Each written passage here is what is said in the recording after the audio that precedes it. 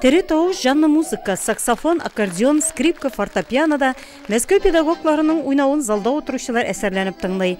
Сәхнәдә яшь талантлар белән бер рәттән балалар Владимир Спиваковның халык ара хәйриячелек фонды стипендиатлары.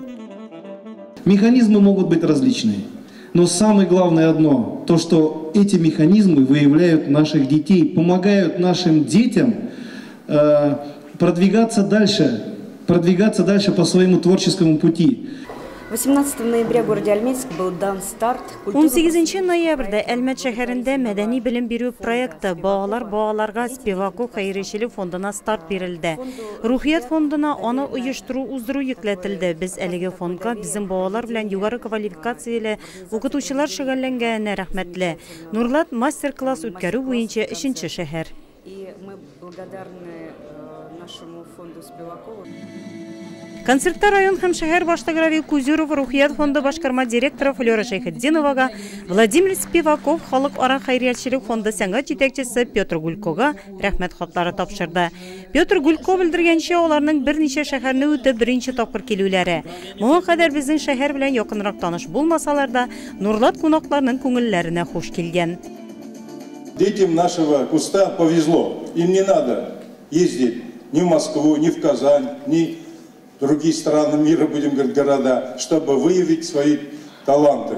Если они попали под карандаш жюри, сегодняшнего уважаемого жюри, мне кажется, они не пропадут в мире искусства и выявить свои таланты. Фонд Спивакова привез подарок детям. Спиваков фонды Татарстан балаларына зур бүләк халыкара үзенчәлекле академия программасын алып килде. Мин бик шат Россия Федерациясе президенты Владимир Путинның әлеге башлангычны хуплауына һәм Татарстан балаларына үз сәләтләрен күрсәтә алсын өчен шәхси грант бүлеп бирүенә. Понимаете, для того, чтобы дети Татарстана...